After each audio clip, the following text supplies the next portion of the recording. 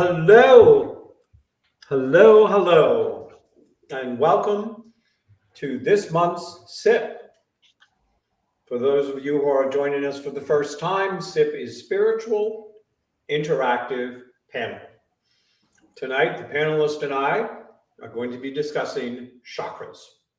So, as we dive in, we'll each share our kind of view and how we see chakras. Then we will be opening it up for conversations, questions, things people would like to share. So before we dive in, you will see at the bottom of the screen that this Saturday, all three of us will be at Gigi Psychic Fair on 10/26 in Newburyport, Mass. at the Newbury Elks Club. So Saturday, 10/26, 11 to 4, Newburyport, Mass., the Newbury Elks Club. Today's panelist, in a thing, a fluke of fate, will all be there doing readings. So if you enjoy what you hear today, you ask questions, this is your opportunity to come meet each and every one of us in person and tell us how fabulous we are. I mean, see how fabulous we are. Well, we know we're fabulous. Yeah. Right, ladies? Yes. See? So I'm going to let each of the guests introduce themselves and then talk about what their connection is to this topic. I will go last. And then again, at any point, you can type in questions. And we will bring those questions to the stage. And I do want to remind people that we may agree on everything, we may disagree on everything. It's all perspective. You have here a uncountable amount of years of spiritual training, being spiritual teachers, healers. We come from very different perspectives. And the thing I want you to keep in mind is, though one of us may say stage left and the other one says, I look at it as stage right, it's how you see it that's important. If you resonate to stage right, then it's right for you. If you resonate stage left, then leave stage right behind. We don't compete with each other. We don't fight with each other. We don't call each other wrong. This is about getting three different spiritual teachers' perspective on a subject that you may be completely familiar with, or maybe not as familiar as you thought. Who knows? First up, I'm going to see if Patty, would you like to tell us a little bit about yourself, your connection to chakras, and then how you would like to share your view of chakras with our listeners, viewers? I would love to. Our queens, go ahead. So my name's Patty Anastasia, and I am a pet psychic medium and Reiki master and author. And I have worked with chakras and really kind of understood them for as long as I can remember. I don't even know how I learned about them. However, they're these energy centers in the body, but they go all the way up through the dimensions and all the way down into Mother Earth.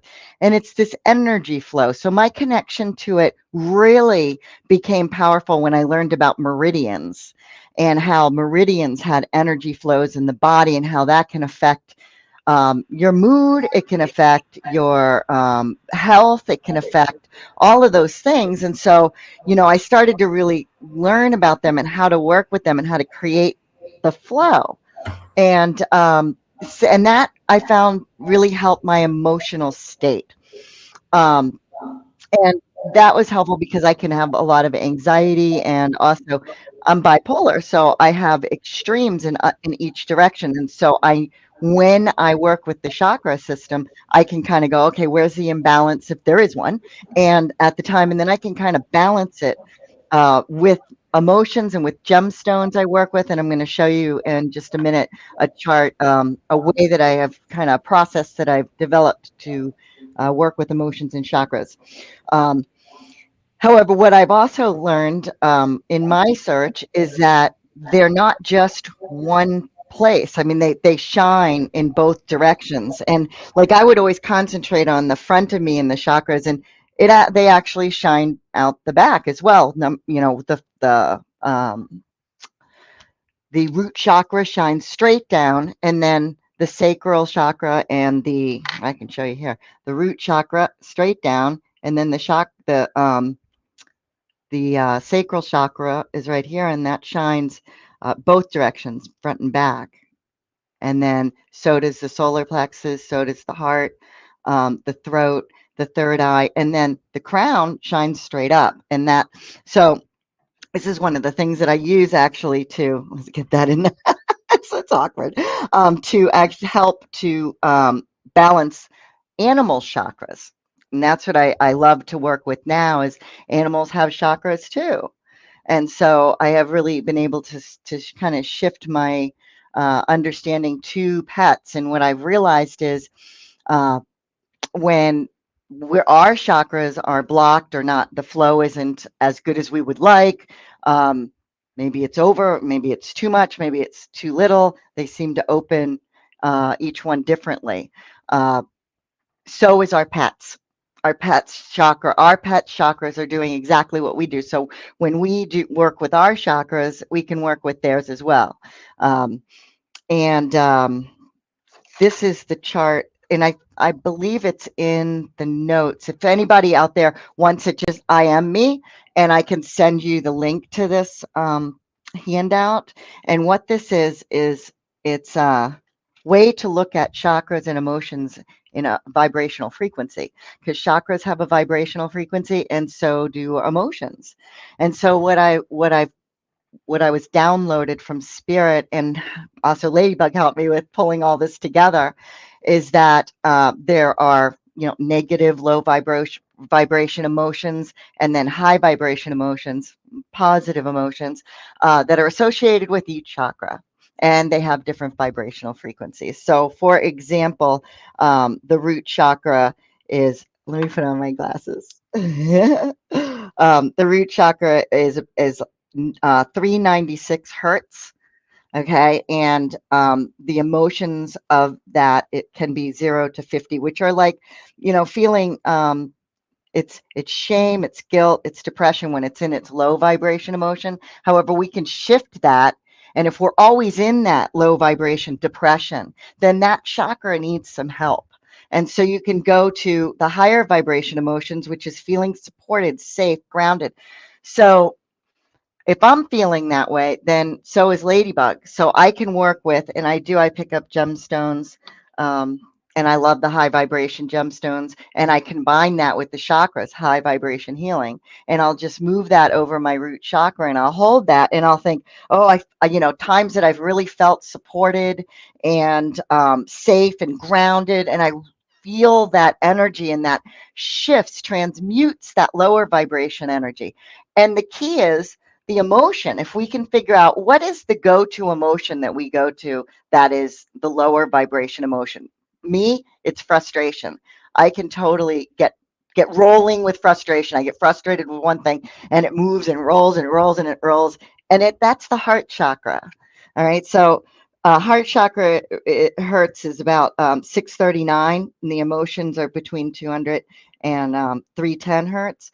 And so frustrations, stubbornness, fear, loss. So the way you use this chart is you figure out, you find your low vibration emotion, and then see what chakra goes along with it.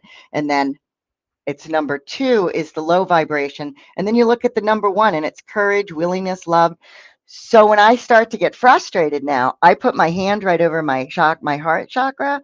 And if I have a gemstone, I do, or I might just pick it up from the ground, and I will heal that.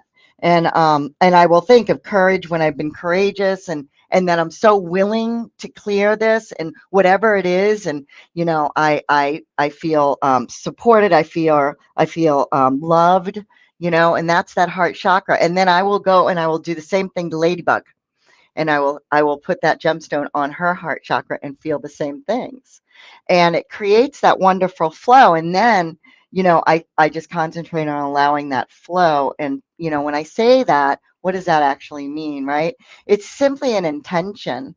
I will just close my eyes and just kind of visualize. If you're not visual, that's all right. You just set the willingness and intention to allow that energy to flow through, up and down, to balance whatever it needs to do. And I found this to be so very effective. And, with anxiety, with fear, with stubbornness, with, just getting blocked, getting stuck in my emotion, I go to the chakra, and the chakra helps me to clear that. Um, and then I always want to make sure that with the heart chakra, I'm visualizing it flowing front and back. And another thing I always do too, or as a maintenance for my chakras, I think, I ask them to all open and then clear and then balance and set for their highest good. So I don't have to figure out how they should be set, because it seems to me that they're set differently depending upon what I'm doing or what I'm needing. If I need more voice, that's opening up more.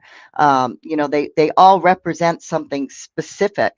And I like the vibrational frequency viewpoint of it. And I certainly am happy to go into more of like what they represent and so forth. However, I have a feeling that Raina or Kevin has that would want to give that angle. Am I wrong? At this point, we're all going to share what we want to share, and then we will pick it up from then. And again, we can ask comments at any point. The chakra chart giveaway, you can email Patty at youranimalhealer@gmail.com. Again, the chakra chart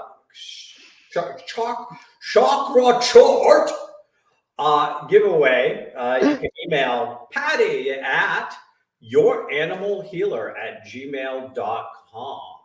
So, Patty, thanks for popping the cork on the bottle of champagne. Woo! Yippee!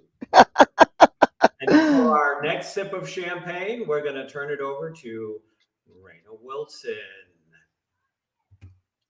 Hi, thank you.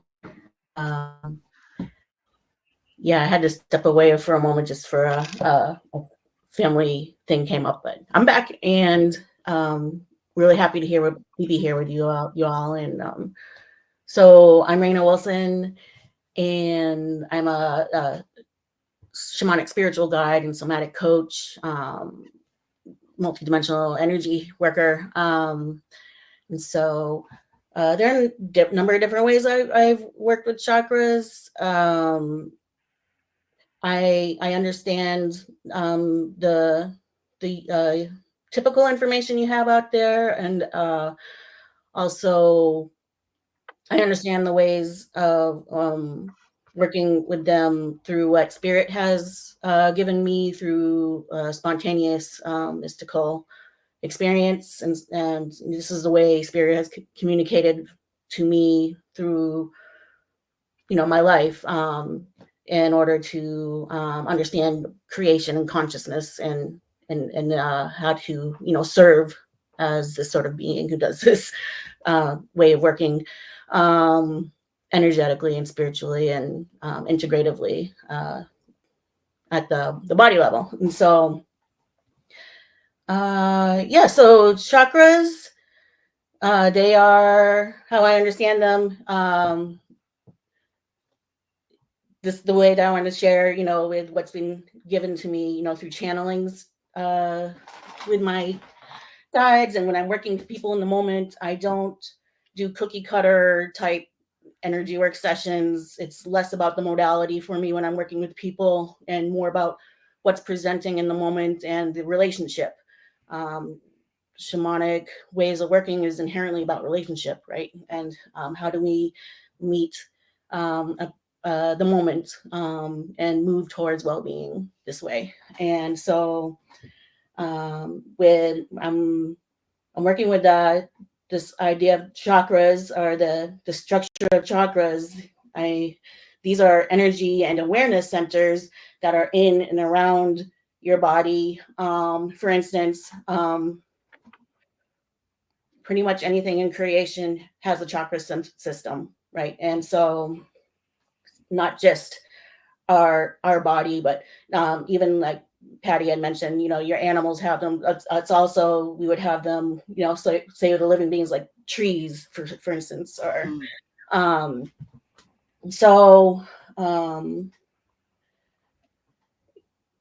yeah, and so you know, there are different traditions that have different sort of ways of understanding the chakra systems. You know, what we have in our society around here is like a 7 chakra based system.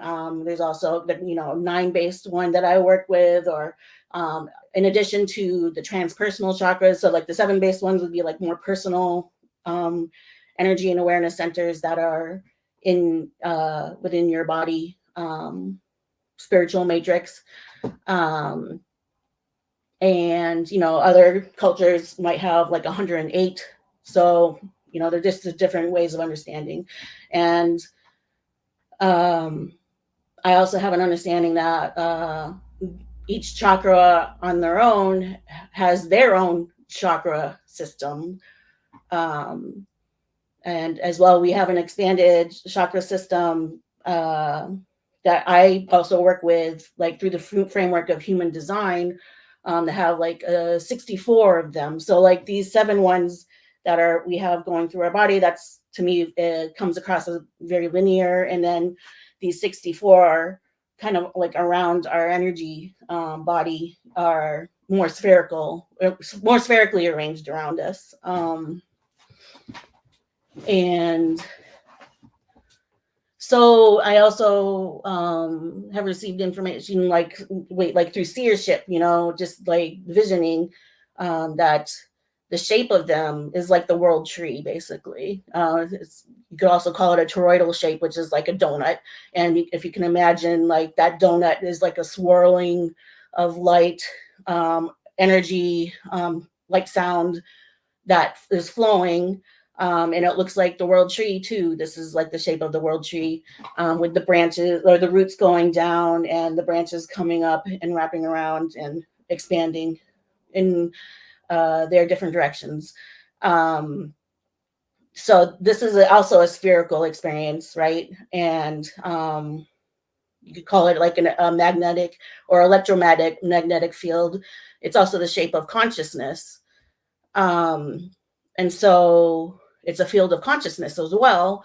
And that being the case, right, in the shamanic sense, we can converse and collaborate with a chakra through, you know, accessing the consciousness as its own sort of being or entity, right?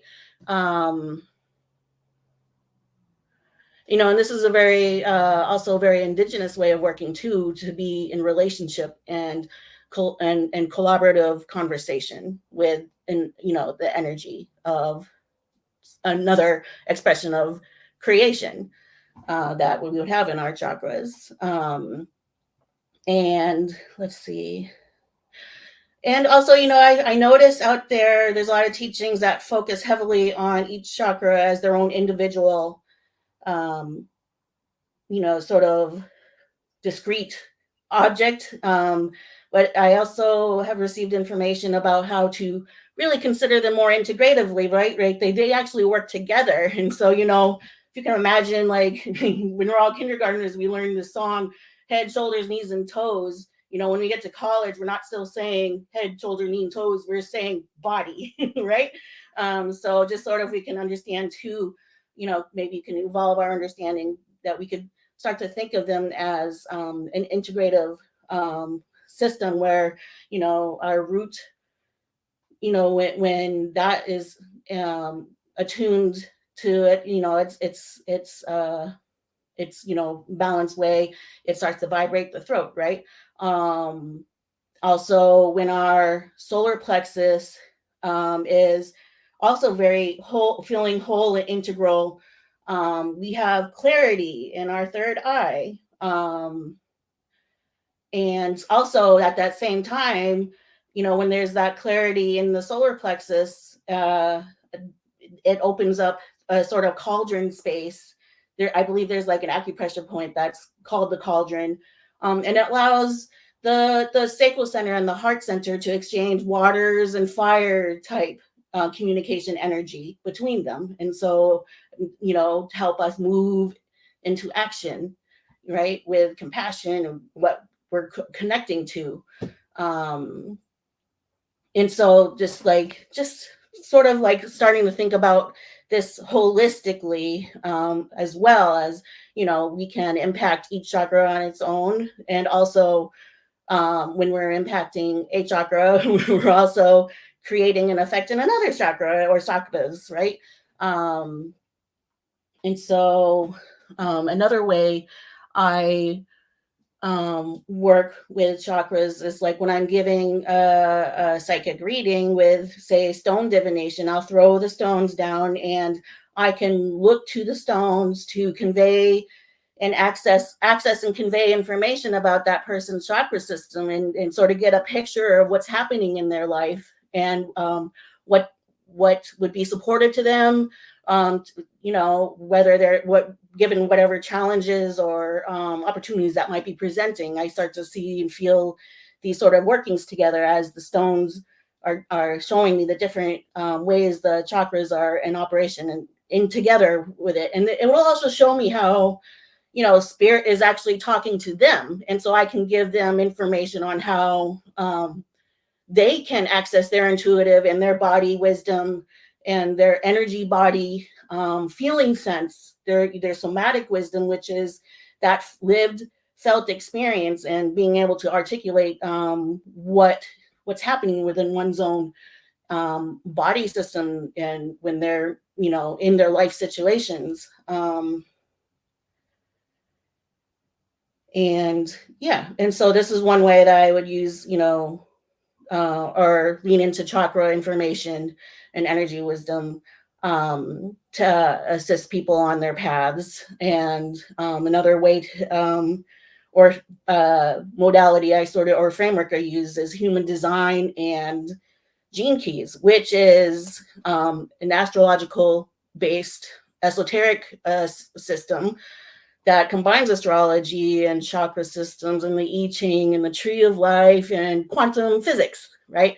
And so this can give an energetic picture as well. And when I look at someone's human design or gene keys, I can start to understand, their energy anatomy and help them key into key pieces of information that might help them with understanding the challenges or the opportunities that are appearing up in their life, right? And to start to sort of maybe strategize or create consciousness, or expanding the consciousness, or understanding how to expand their nervous system tolerance for given situations, and start to create and reveal paths towards their greatest well-being. And we can also use this information with current transits. So, right now, today, the sun is moving through the splenic chakra energies, which, today it would be about, giving life force energy awareness to how we will discern, how we'll create or challenge societal rules and values that are, being driven by wisdoms or fear-based instinct, right? So how are we connected to these values? Is it through wisdom, or is it through like this intellectually fear-based structure, right? And so we can start to create a discernment of how to use our life force energy with the sun moving through our splenic system like this, to bring consciousness to how we're in relationship with these sort of rules and values, right?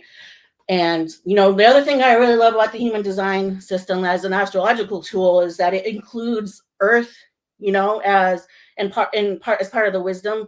A lot of times I see astrology reports and it's all about what's up there, but in life, how do we evolve? And it's like by being where we're at, grounding ourselves and starting where we're at. And so I love this naming of where we're at. And so with the Earth today the earth system is in the is moving through our sacral energy. That's Oh, did you have something? Oh, I heard a noise. No, I'm just getting ready to continue the conversation on chakras. Oh yeah, right. So I'm right. So this, that with the earth going through the sacral, it's impacting our sacral um, energies. And understanding the wisdom how to resource ourselves in chaos or disorder and create order from that. And so that I just give as an example, right, of how we can understand how we're in relationship through our chakras to the environment around us, even astrologically. And so right, and so there when I'm also working with people, I don't necessarily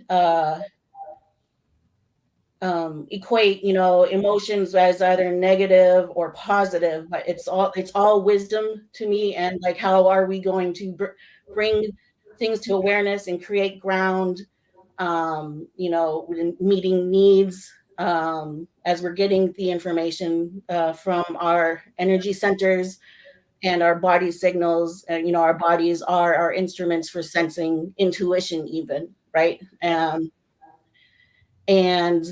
so, it's like, how are we going to, and then to develop the skill of like, how do we direct our attention with intention towards moving through challenge or moving towards opportunity. And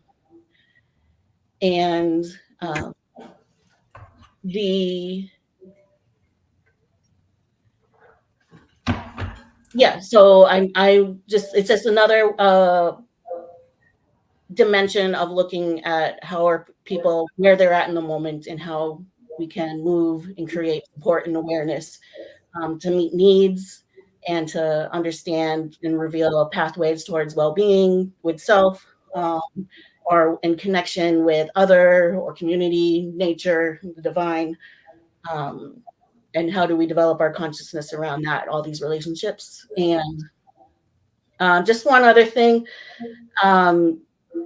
I just also wanted to bring forward is that, we humans are really meant to evolve and evolve our consciousness, right? And our understandings, how we understand things.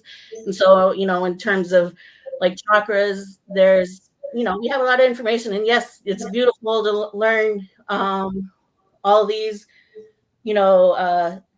systems and definitions and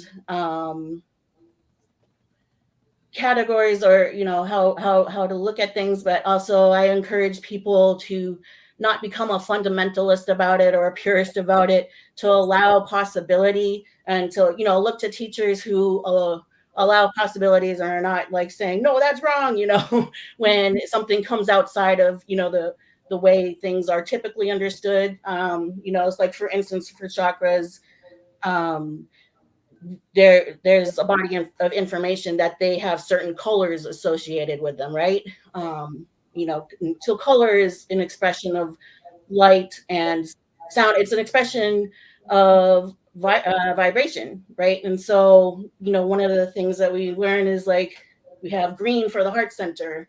And about several decades ago, I had the divinities were telling me that my heart center actually resonates or vibrates at the blue frequency, right? And I've had several seers observe the same in me. And so, like, we'll have some things like this happen when we have people who work in an embodied way with the divinities and the healed, ancestors, and they're walking as such on the earth in this way with this embodiment. And so, just to let you know that there's also, like oracles and shaman, that this is these are people who would work in an embodied way with the divinities. And so I just note this, that there, make room for possibilities in whatever you might think as well, right?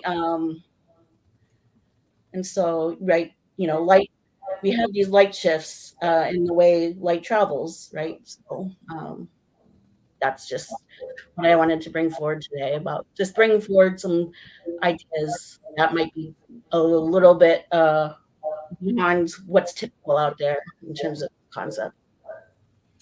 Thank you. Thank you. So we do have a question. We've had a question for a while. And I kind of wanted to let you finish up before I brought the question to the table, because I didn't want it to distract you. So I've not had a chance to weigh in, but I'm still going to bring this question to the table. And then when I answer it, I will also weigh in. So here's our question. What is the biggest difference between chakra work on paper in theory versus your experience? So if you'd like to take a shot at this question, kind of give me a wave, because nobody's okay. So my light, sorry, you're seeing my hand now because my light is right in my eyes. So Patty, go ahead, and then I'll check to see what, if you would like to answer the question as well. Go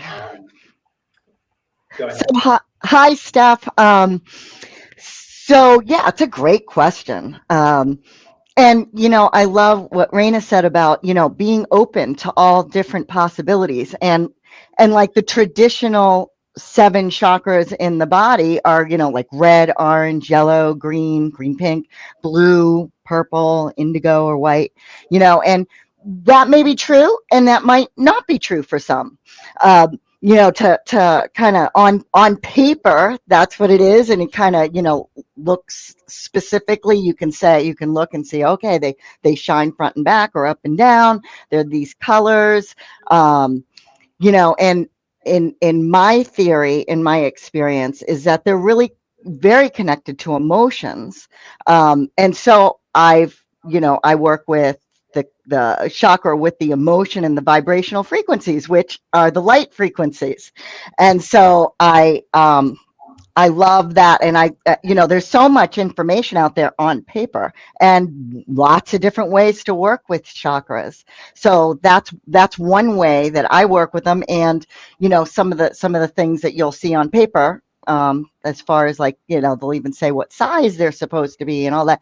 And again, I've downloaded that they are different sizes. It depends upon when and what you're using and what you need. So that's paper versus theory. And then I think that ultimately, once you kind of gather these things and play with some of these theories and figure out which thing resonates with you, and then all of a sudden that's going to change and become your own personal experience. That's what I've noticed. And just utilizing some of these systems on paper just kind of gives you a place to start, and then jump off and dive off. And geez, I'd love to hear if you have, like your theory and, what you found on paper, like the vice versa of that as well for you. I'd love to hear your perspective.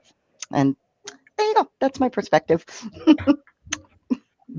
Miss Raina, just so you know, when I look at your circle, all I can see is the lights blinding me. So I literally can't tell if you're raising your hand or not. Did you want to comment on the question? The light isn't from, is it from your light? It's from, okay. We're just going to see a darker version of me because it's blinding me. Okay. Well, yeah, you need to be able to see. So, yeah, but I do have something to add too. The biggest difference between chakra work and theory versus experience. And so, as one is developing or expanding growing their wisdom and their awareness around, any of these spiritual frameworks, we'll talk about chakras. I just like to look at this as we can have the approach if we don't really know where to start, or we might have a calling to look at a certain way of being, and sort of learn sort of the rules or the basic information or the foundational information that's out there, kind of become like a technician, right? But as we start to learn these tools, now we can be in a divine dance and, you know, listening to our intuition and to our guidance that we're receiving. And it's the moment that's going to tell you what is needed to be, you know, how we're going to respond to it in the most appropriate way, given what's happening. And so that will be the artist, you know, the technician knows all the rules, all the details and information, but the artist knows how to break the rules and respond appropriately in the moment to what's needed and be a creator. And this is what we're all here for, really, you know, as we're going through our soul material, right, to metabolize any of the challenges and grow our consciousness around it, and reveal the pathways of well-being, and how to be in this ecstatic experience of life, you know, with all of the different emotions of the human experience, right? And it's all for our wisdom, and that's all ultimately to be, how are we going to be creators, people who can direct our attention in a tuned way and respond appropriately, you know, and also create our intention in a way that we can command our attention in a bit towards, you know, navigating this life this way. Does that make sense? Okay, so Steph, hi. I'm sorry if I'm moving around a lot and I've gone off screen. I'm in a new, I just redid my office. It's not all back together, and I'm playing with light and playing with stuff. So if you see my name appear on the screen, it means I'm having a technical difficulty or whatever, and I'm trying not to distract. It is not a sign that I'm not listening to what the panelists are saying. I realize it would be like, why does he keep disappearing? All technical difficulty. So the big thing is, I have a very, you know, it takes a little bit from both things that Raina and Patty have said, and I'm going to go into more depth. How it changes on paper is because I've created the Wei Qi chakra system.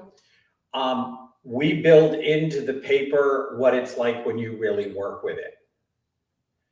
And, you know, when I train students to do Wei Qi chakra healings, there is actually a process and documentation and things like that. A lot of times chakra healing is not always, it's got a very limited organization to it, as I experienced it before I was gifted the Wei Qi chakra healing system.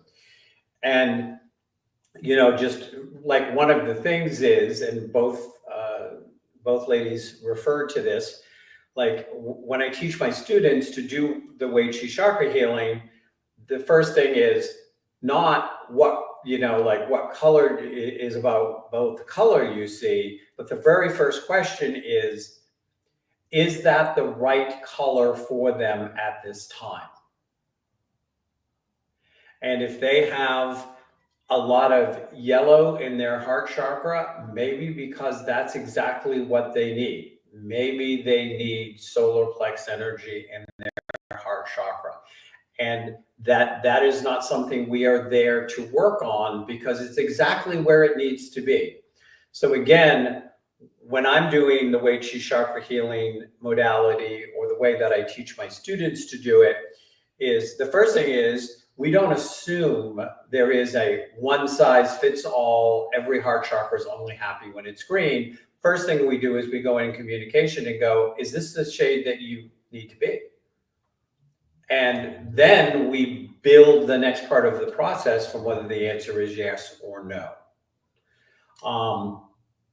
You know, on paper before, I think that it was an early way of us westernizing what was inherently an Eastern system into something that would fit in a Western mentality, which can be very, at times, dogmatic and can be very inflexible. And so from that standpoint, I'm going to start to move in. For those of you, thepearlsflame.com is Raina's website to connect Raina. And we have already let you know that you can do Patty's chakra chart at youranimalhealer@gmail.com is where you can reach out to Patty and she will provide that chart. And this is where you can contact me. So I hope that answered your question. And I'm gonna move on and talk a little bit how I see chakras. So I do want to say for those of us that are joining, and you know, we have a very esoteric panel today. None of us are the bowing at the altar of the Wheels of Light, which is probably the most sold book on chakras, and nor are we poking at it and saying it's wrong. It is one person's interpretation and vision. What we do know, just to put a few facts out there for those of you who may be joining it because you've heard the word chakras, but you're really kind of clueless. And we've kind of gone almost into a PhD level discussion of chakras on the panel so far. And, you know, we didn't say that a PhD in chakras was required. So I do want to start that, you know, the chakras as they have been introduced to us were in Hindu philosophical texts that were written between 1500 and 500 BCE. And so as chakras came to us, what we had in a written system of chakras came from Hinduism. And then there has been correlations of things like the tree of life or different things that have come in. They were spinning wheels of energy. And in the very most basic taught chakra way, each one was connected to an area of your life, certain organs, certain emotions, and it was like a chart that could be used as a diagnostic tool. If you are a very visual psychic and you see somebody's chakra and you see a chakra is off, it may lead you to a physical, emotional, or mental struggle that they're having. And again, this is if we look at A, was that which was originally written about in Hinduism properly translated? And then B, how much did we screw it up when we tried to bring it into Western consciousness? Because there's always that part of the coin. And I think that always has to be addressed. And it is the difference between, sometimes I talk about, in this case, you know, I talk a lot about the difference between a living religion and a dead religion. Same thing as a living healing system and a dead healing system. The dead healing system says, I have everything, it's perfect, nothing changes, it will work for everybody, and has kind of a my way or highway, which is the same thing that can be said about dead religions. Something that's living is living, breathing, organic, growing, and it has the ability to shift and change. The basic that I came through now, I'm talking about the Wei Qi chakra healing system modality. Wei Qi walked the earth plane 5,000 years ago in the area of the world we call Tibet. And he brought us what we today call Reiki, as what it looked like as a longer, more extensive system. And I have a book out on that called The Lost Steps of Reiki, where he defined it as the process of empowering one to heal oneself. And that the act of healing is always about empowering the person you're working on to the place where they can be self-healing. And they can be empowered in that self-healing, and they're not looking for somebody else to fix them. And we have a very Western fixed mentality. And yet that's not how it goes. When Wei Qi gifted me the knowledge of how chakras were dealt with differently, that which we call chakras. Again, we're predating the Hinduism writing in the text, which we base of everything. This Wei Qi existed before what we call recorded history, in a lot of ways, or things that we generally accept. And so he talked about these, that first of all, that chakras served multiple purposes. And the first one was he told me, and what I teach in the Wei Qi chakra thing is the back end of the chakras are actually connected to all of the past lives that we have. And this brings us our information. We are in the middle as the processing station, and the chakras in front of us are the future we came here to create. So it goes from all we came in with that we wanted to work with in this lifetime, just what we wanted to work with in this lifetime, to what we are doing to it to create what we came in to create. So there is that flow. He once also used practically the same definition of it is still a process. It's not a, oh, I'm going to wave my hand over that chakra. Doesn't that feel good? Yummy, I'm healed. But that it was an interactive process where the client was guided by the chakra healer through the chakra as a kind of diagnostic tool. Because as we all know, as alternatives, if we don't want to, get shot, hung, and drowned with rocks by the AMA, we can never use the word diagnostic. They've trademarked it of, you have to be a certain kind of quack to use the word. But in a diagnosis way that we can use that to say these things are out of balance. And we can then, and again, we can use this coming in. Did it come in inherently out of balance? And is there something we have to look at? And so we actually do something in the Wei Qi chakra healing system called the chakra walk. And we walk through all of the chakras. And each chakra within itself has multiple layers within that chakra, so that by seeing which of the colors are off, so the chakra chart in the Wei Qi chakra healing course has 64 distinct different colors. And then those different colors tell you, like, what age did something break, or not connect, or not evolve, that created the current problem. And we need to go back there, and we find it by not only which chakra it's in, but which layer of which chakra it's in.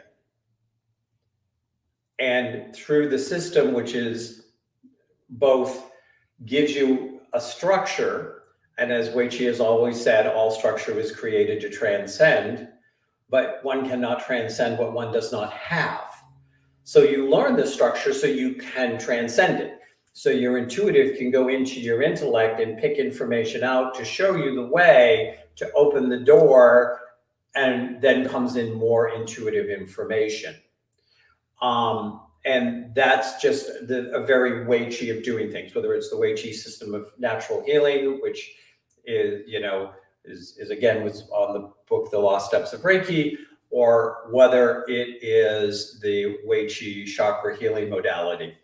And to learn to do this and to go through that is to recognize how much knowledge and information, and that all the chakras, as we were growing and being exposed to the world and people and traumas and all of these things, that you can find the place where the trauma didn't let this part of it go fully into the system. And when you shift it back, it fully goes into the system.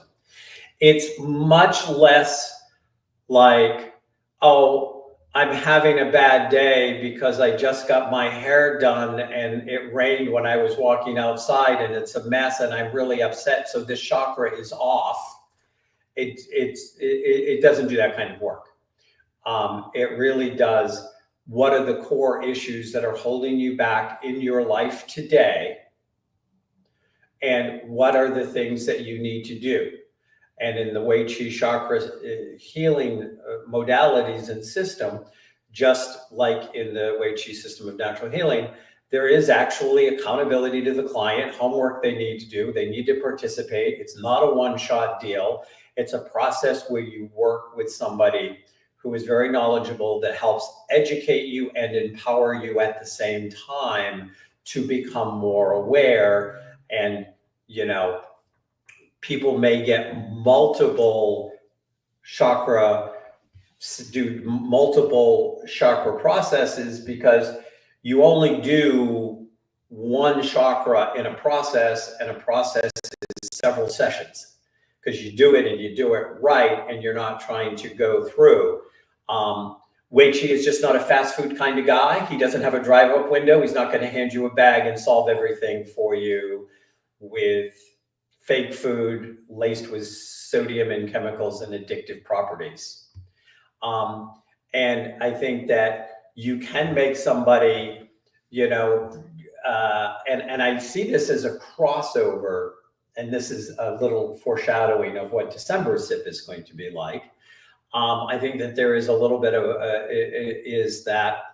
there is a little bit of a crossover with this idea where, you know, you have these inspirational, motivational speakers that are out there that hype you up on energetic caffeine, and you're high for 2 or 3 days, and then you fall and crash and your life really hasn't changed because they haven't really given you serious tools or skill sets that are designed to fit you as an individual that you need for your journey. I have news for you, though, those of you that are hooked on these people. There's no way somebody standing in a room is going to give you a one-size-fits-all for 1,000 people in the room. If you're lucky, one may have actually changed life if you check 3 to 5 years later. And if they did, they probably had already done the work and you were just the cherry on the top. You know, we have a society today where people don't want to do work. They all want it to be fast. Which is why, and I've had this conversation with both of these panelists, I believe. I know I've had it with Raina. I believe I might have had it with Patty offline, which is why I'm at a place now where I only work with people that are ready. Because if you're not ready to do the work, don't waste my time. And, you know, and that means you understand that it's work, and it's joyful work, and it's releasing work. And so when you go into the chakras, if you understand, it is like the rings of a tree, the recorded history of everything you've been, as well as everything you've been through in this life, both. And then you can go into those rings and you can do, again, we call it a chakra walk, and pick it up and go, oh, okay, here is the trauma that I need to shift or change or whatever. And I find a lot of times that doing chakra walks with people will be something that has people really getting into doing a lot of inner child work and healing and things like this. And I think that chakras can be a wonderful way to do it and to bring it in. So on that note, I think I'm going to open it up to see if there's any other questions. I don't see any other questions that are waiting for us. I wanted to get that question out of the way. Thank you for asking that question, Stephanie. And I truly hope that, you know, our answers left you going,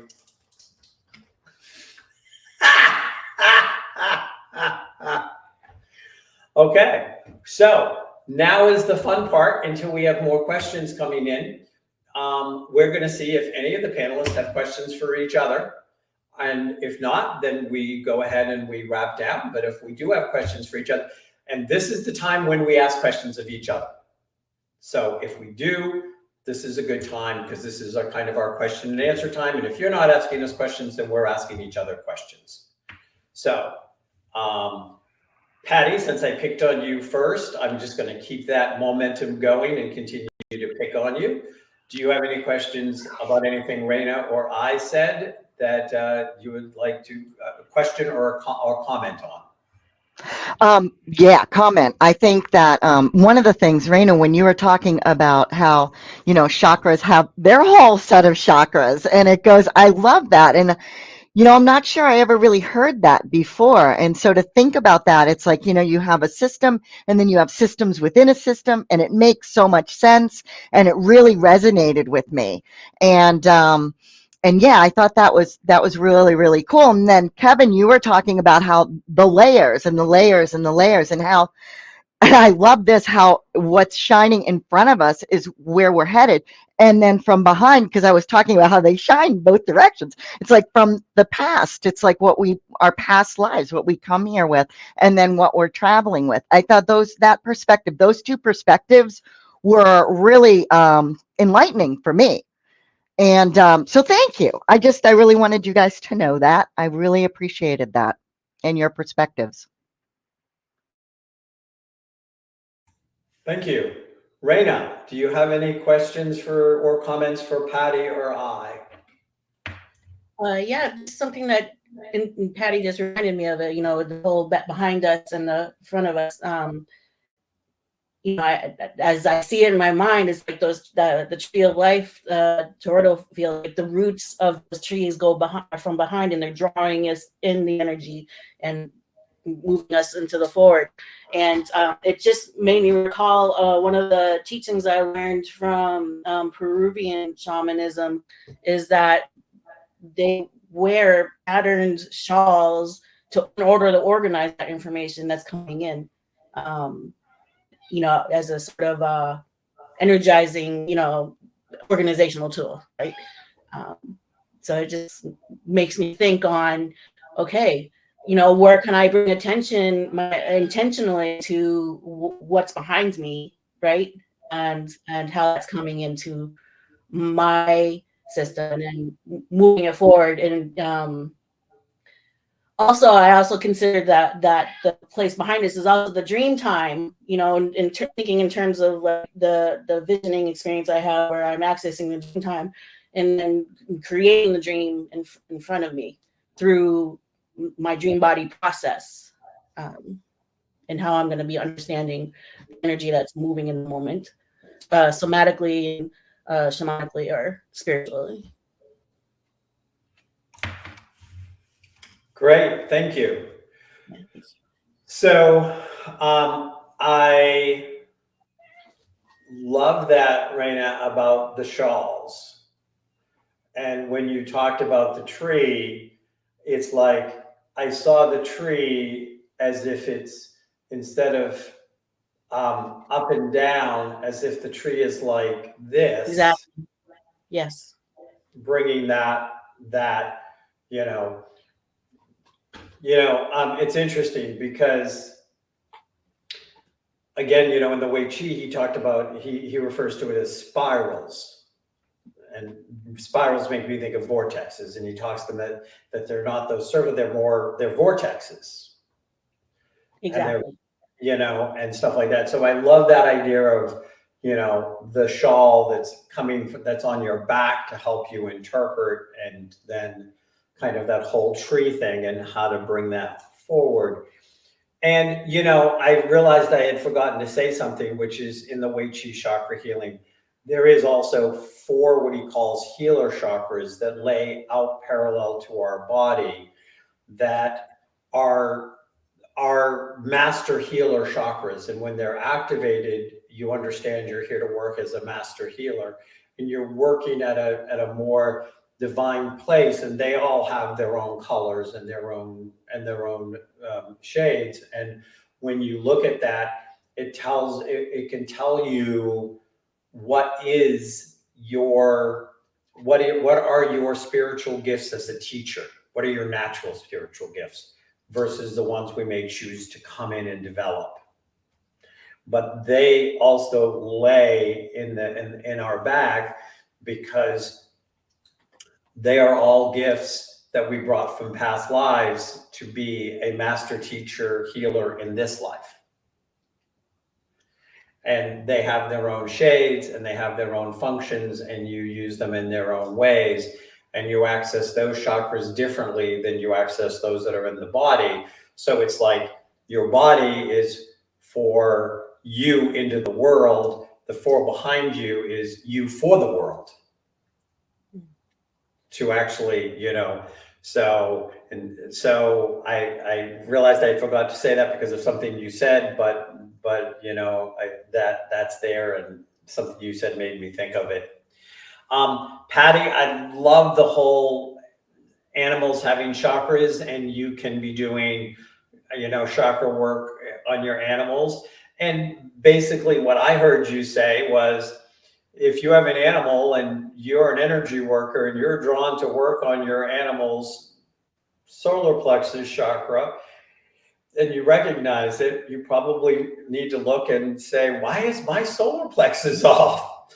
Why is this poor animal getting stuck with my stuff? So I love that. That really stood out to me as like I've not quite, and I'm so used to animals hopping on, helping out with the healing and stuff like this, but I never quite made that connection. As I see a bitty bit of cat there, I have my cats. They're still coming over their separation anxiety that they had to spend 2 months at Camp Grandpa while we were doing the reconstruction. So I had to shut them out so that you would see my face instead of both their faces going, no, it's us, it needs to be all about us. So what I'm going to do now is I'm going to give each of you an opportunity to take a few minutes and talk about, if somebody comes to see you at Gigi Psychic Fair 1026, because we've got time, we've got no questions coming in, which means either we were fabulous or we put everybody to sleep. We'll never know. But this will be available for replay, both on YouTube and at New Hampshire Metaphysical, the Facebook fan page. So people will be able to watch this a year from today, and you guys may hear about it. But the fair is 10/26/2024. So if you're in 2025 watching this, don't go to the Newbury Elks Port Club this Saturday. So, but I'm going to have you, if somebody comes and visits us in Newburyport, Patty, I'm going to give you the first shot to explain why they come to you and what is the experience of having a reading with you. Oh, I had a comment that just came in. Let me check. Okay, so here's an interesting question from Nicholas Thumb, sorry. Have you drawn any correlations between the 7 traditional chakras and the gates in the Gospel of Mary? Who wants to? So, Nicholas, I'm passing on this because I really don't do anything with like Bible Christian, and I'm sure the Gospel of Mary's was something taken out of the Bible by the patriarchy, but I don't have a way to answer that question. So, but do either one of you have something you can share with Nicholas on this before you share what your readings are like? Well, I guess you stumped the top. Do you know what the gates of the do either one of you know what the gates of the Gospel of Mary are? Mm-mm. Okay, Nicholas, you've stumped the panel. You have. There's so much out there, and there's so much written and so much shared. There's no way to keep on top of all of it. I invite you to ask a different question if you have one in your mind. But this particular panel are not familiar with the gates of the Gospel of Mary. So I'm sorry we couldn't be more helpful. Patty, do you want to talk about why people would come to you and what to expect. Absolutely. So people would come to me if they want to have somebody give their pets a voice. So I certainly do humans as well. However, my concentration is really, what do your pets have to say? Like, what messages do they have? What questions do you have for them? And what I will do is I will have you pick a gemstone, like one of these. And then I will read the gemstone like people read tarot cards or angel cards. They'll give me messages to give to you. Also, I will intuit and psychically connect with them. And also, sometimes I will actually channel the pets. And I do pets that are current, that are living, and also pets that are past. And I find that especially if people are having like a lot of guilt or a lot of emotions about, that they're not feeling like they can get through that grieving cycle, or if it's brand new and they're just entering that cycle. It's a wonderful, I'm honored to be able to help people through that, because our pets have amazing messages when they are, especially when they're at that palliative care phase and going into transitioning and afterwards. Perspectives that, I've learned from them that I would have never thought, that help to really shift and add perspectives to our limiting ones that we might have, that guilt that we have. We get stuck in that tunnel vision, and our pets allow us to kind of spread out and consider other things, which can be very, very healing. And it's just wonderful. And then you get to take the stone home and work with it. And if you have current pets, I actually show you how to work with the gemstones on them. And I always give this chart too with people that come to me, so that they can, if they want to work with the emotions and the chakras, and then with their pets, and kind of what I always call create a healthy filtration, like a rainforest between us, which is really what our pet's job is. Then I share that. So yeah, that's what you can expect if you come to me. And I would love to see you. So come see me. Raina, you're up. Yeah, thanks. Boy, so I do have a lot of background in a variety of modalities, and as I mentioned in the beginning, it's not so much about the modality for me as it is about the relationship and what's arising in the moment and what is needed across any dimension, whether intellectual, emotional, energetic, physical, or spiritual. I'll just meet you where you're at in the moment and see where the support is, what support is being called for in connection with our spirit helpers and healed ancestors and other supports that are our allies. But the overlay really is like, I'm a shamanic spiritual healer, somatic coach, energy worker, a seer, and I can do psychic reading, divination with stones or tarot or playing cards. I can look into your human design or gene keys or cardology, which is basically astrology through a deck of cards. Or shamanic mediumship, or or somatic neurodivergent, nervous system healing and coaching. Wherever you're at in your process, wherever you have chronic tensions, that may be indicating some unresolved stresses or traumas. In whatever field of your body, you can touch upon that and see what insights may come forward that help you find ground and reveal pathways to your well-being and creating satisfying relationship with yourself, with other, community, with nature, and the divine. So I would be happy to stick with you. You're on mute, Kevin. Yep. I muted and I disappeared long enough to sneeze.